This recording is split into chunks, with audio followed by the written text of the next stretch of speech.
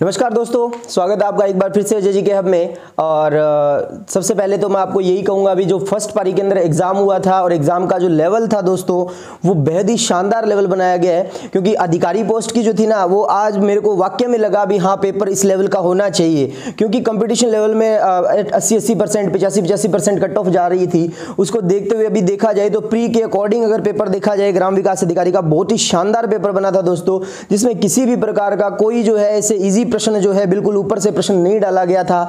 और बहुत से लोगों को वहम निकल गए थे यहाँ पर भी हमारे पढ़ाई में से ये आ रहा है। दोस्तों यूट्यूब पे मैंने देखा भी बहुत ही कचरा पढ़ाया जा रहा था पिछले 10 दिनों से। और दोस्तों आपने भी इस चीज को परखा होगा। मैंने लास्ट जो 2 मैराथन पार्ट दिए थे और कला संस्कृति के प्रश्न दोस्तों हूबहू छपे हैं, जिसमें मैंने आपको बताया जैसे कि क्वेश्चन दोस्तों कुछ देखे जाए, जैसे कि संप्रदाय से क्वेश्चन आया, नृत्य से क्वेश्चन पूछा गया दोस्तों। नृत्य से देखा जाए तो 2 प्रश्न पूछे गए थे दोस्तों, जिसमें से एक प्रश्न ये था भी अकेली जो है युगल नृत्य जो किया जाता है वो कौन सा है। चरी ऑप्शन में था, उसके अंदर था मांदल था और गिंदड़ था और एक था संक्रिया। तो दोस्तों मैंने जब आपको कालबेलिया नृत्य पढ़ाया था तो मैंने बेहद ही शानदार तरीके से पढ़ाया था। वहां पे संक्रिया नृत्य जो है वो एक प्रेम प्रसंग नृत्य है, लव स्टोरी। और लव नृत्य जो होता है वो दोस्तों प्रेम जो होता है वो एक महिला और पुरुष का होता है, तो मतलब वो युगल नृत्य माना जाएगा। क्लियर। नेक्स्ट उसके बाद में अगर बात की जाती है दोस्तों, कच्छी घोड़ी नृत्य में कौन सा वाद्य यंत्र यूज किया जाता है, झांझ किया जाता है। और दोस्तों मैंने अब की बार आपको बहुत ही फोर्स करके मैंने कहा था जब संप्रदाय पढ़ाई थी, मैं इनके दर्शन मात्र याद रखिएगा, शुद्धाद्वैत, द्वैतवाद, द्वैताद्वैत और विशिष्टाद्वैत। बहुत ही शानदार तरीके से प्रश्न पूछा गया था दोस्तों। जियोग्राफी के क्वेश्चन कम आए थे, कल्चर के प्रश्न ज्यादा थे। हिस्ट्री में भी मैंने आपको लिंक भेजा था, मैंने कहा था एकीकरण से आप जो है प्रश्न पढ़ लीजिएगा, प्रश्न आएंगे। मैंने पार्ट भी भेजा था, मैंने कहा था 1857 की क्रांति पढ़ लीजिएगा, प्रश्न आया था दोस्तों। क्योंकि मैंने जो है मेहनत की थी आपके लिए, वो बहुत ही शानदार थी। 1.5 घंटे की वीडियो में दोस्तों आपको एक एक क्वेश्चन मिले हैं। जो 5 घंटे की मेरी मैराथन क्लास थी उसमें से लगभग 4 क्वेश्चन जो है आपको वहां पे मिल जाएंगे। नेक्स्ट पारियों में क्वेश्चन कहां से पूछा जा सकता है और क्या पूछा जा सकता है, ठीक है। मैंने जैसे कि ऑफलाइन में भी बच्चों को पढ़ाया था, एक एक प्रश्न दोस्तों सटीक पूछा गया था। हालांकि दोस्तों अब की बार चित्रशैली का कहीं उल्लेख नहीं था, फिर भी चित्रशैली के क्वेश्चन आए। लेकिन चित्रशैली का क्वेश्चन अगर आप कॉमन सेंस यूज करते तो आप हस्तकला से चित्रकला के क्वेश्चन जो है वो मिलान कर सकते थे। एक प्रश्न जो आया था दोस्तों, वहां पर संस्थापक पूछा गया था, स्वर्णकालीन संस्थापक, जैसे कि नाथद्वारा में कौन था, राज सिंह था। क्योंकि आपको पता है दोस्तों, जब मैंने संप्रदाय पढ़ाई थी मैंने कहा था नाथद्वारा संप्रदाय के अंदर जो है संस्थापक कौन रहेगा, राज सिंह रहेगा। और वहीं से दोस्तों मैंने कहा था राज सिंह। बीकानेर जब मैंने उस्ता कला पढ़ाई थी तो उस्ता कला में मैंने कहा था अनूप सिंह का काल जो स्वर्ण काल रहता है। और जब बनी ठनी पढ़ाई थी तो सामंत सिंह। और चौथा बचा दोस्तों जय सिंह का, जो देवगढ़ में आता है, तो दोस्तों वहां पर विजय सिंह दे रखा था, जबकि वहां पर जय सिंह होना चाहिए था। तो ऐसे क्वेश्चन दोस्तों अच्छे लेवल के क्वेश्चन जो है की बार पूछे गए थे। कल्चर से 7 से 8 प्रश्न दोस्तों आपके पास में आए थे और बहुत ही शानदार और बेहद तरीके से दोस्तों क्वेश्चन पूछे गए थे। क्लियर है क्या। अगले पार्ट के अंदर क्या हो सकता है, क्या कट ऑफ रह सकती है दोस्तों। कट ऑफ के अंदर मैं बता देता हूं, अभी कोई निश्चित नहीं है। 40% कहा गया है उनका मिनिमम मार्क्स होने चाहिए, तो 100% दोस्तों ये मान लीजिएगा 40% जो बच्चे का जिसका नंबर बन रहा है 100% श्योर जो है उसका प्री क्लियर हो जाएगा। कोई भी किसी भी प्रकार की घबराहट ना रखे, नर्वसनेस बिल्कुल नहीं लेके आनी है, तनाव बिल्कुल नहीं लेके आना दोस्तों अपने आप में। मैं एक बात कहना चाहूंगा, क्योंकि दोस्तों जब मुश्किल घड़ी आती है तो वो अपने आपके लिए अकेले के नहीं आती, वो सभी के लिए होगी। पेपर अगर टफ हुआ तो वो सभी के लिए होगा, इजी हुआ तो वो सभी के लिए होगा। तो इस तरीके की घबराहट जो है अपने दिल में बिल्कुल भी मत रखिएगा। नेक्स्ट लेवल सुन लीजिएगा, कल्चर के लोक देवी देवता टॉपिक पढ़ के जाना दोस्तों अच्छे से।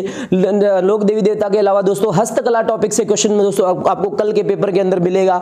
और मैं बता देता हूं दोस्तों आपको कल्चर का कौन सा टॉपिक, दुर्ग का क्वेश्चन आपको कल मिलने वाला है दोस्तों। दुर्ग का क्वेश्चन, बावड़ी हर हवेली पढ़ के जाना दोस्तों, बावड़ी और हवेली पढ़ के जाना। 100% आपको क्वेश्चन मिलने वाला है कल के एग्जाम में। सुमेलित कीजिए वाला प्रश्न दोस्तों, अच्छे क्वेश्चन बने हैं तो अब की बार सुमेलित कीजिए वाला प्रश्न बनेगा। हस्तकला में कौन सी कला कहां की है, प्रिंटिंग बहुत अच्छे तरीके से पढ़ के जाइएगा, प्रिंटिंग से प्रश्न आ सकता है दोस्तों।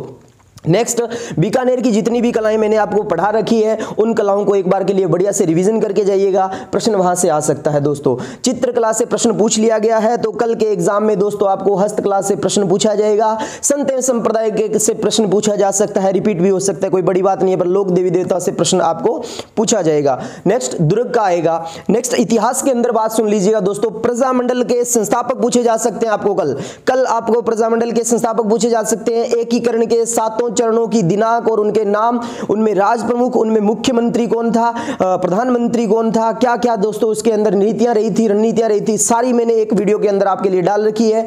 1857 की क्रांति से 101% दोस्तों क्वेश्चन आएगा, जैसे कि मैंने कहा था, और बच्चों को 2 वीडियो भेजी थी, मैंने कहा दोनों वीडियो से क्वेश्चन आपको मिलेंगे, और वो दोस्तों इस पारी में मिले थे आपको फर्स्ट पारी के अंदर। सेकंड पारी के जैसे जल्दी जो आएगी तो उस पर भी अपने जो है क्वेश्चनों पर आधारित जो है वीडियो बनाने वाले हैं दोस्तों। वर्ल्ड जियोग्राफी से क्वेश्चन जो है इस पारी में पूछ लिए गए हैं, हालांकि दूसरी पारी में भी पूछे जा सकते हैं। कल क्या रहने वाला है, तो कल दोस्तों राजस्थान की जियोग्राफी पे अच्छा फोकस करके जाइएगा, वहां से प्रश्न आ सकते हैं आपको दोस्तों। जनगणना से प्रश्न पूछे जा रहे हैं, जनगणना से भी प्रश्न पूछे जा रहे हैं दोस्तों, ध्यान रखिएगा। मैथमेटिक्स की ट्रिग्नोमेट्री से क्वेश्चन पूछे जा रहे हैं दोस्तों। वृत्त से प्रश्न पूछे जा रहे हैं, यानी कि क्षेत्र मिति का जो क्वेश्चन है वो दोस्तों आपसे पूछा जा सकता है। रीजनिंग के अंदर दोस्तों ब्लड रिलेशन का क्वेश्चन पूछा गया था, ठीक है, ब्लड रिलेशन के 2 क्वेश्चन आए थे, तो दोस्तों अब की बार मान के चलिएगा नेक्स्ट जो पारी आपको वहां पे कैलेंडर का भी क्वेश्चन मिल सकता है। किसका मिल सकता है? कैलेंडर का। दिशा निर्देशन दोस्तों आपको पूछा जा सकता है, अल्फाबेट टेस्ट आपसे पूछा जा सकता है, ठीक है। तो ऐसे ऐसे टॉपिक, मैट्रिक्स का क्वेश्चन दोस्तों 100% आएगा, सीरीज का क्वेश्चन दोस्तों 100% आएगा। मैथमेटिक्स के अंदर दोस्तों आप जो है कल के पेपर के लिए साधारण ब्याज और चक्रवृद्धि ब्याज के जो फॉर्मूले हैं, जो आपके कॉन्सेप्ट आपने कर रखे हैं, वो 100% पढ़ के जाइएगा। और इकोनॉमिक्स पार्ट से दोस्तों याद रखिएगा, करंट से जुड़ा इकोनॉमिक्स पार्ट ज्यादा पूछा जा रहा है, यहां पर ये बात याद रखिएगा। हिंदी के अंदर दोस्तों शब्द शुद्धि, प्रत्यय, उपसर्ग, ये प्रश्न दोस्तों आप क्लियर करके जाइएगा। संधि के क्वेश्चन दोस्तों सिर्फ एक क्वेश्चन मिला था संधि के आधार पर, है ना, तो संधि से तो एवरेज रहता है 1 या 2 प्रश्न, तो दोस्तों वहां पर आप देख लीजिएगा।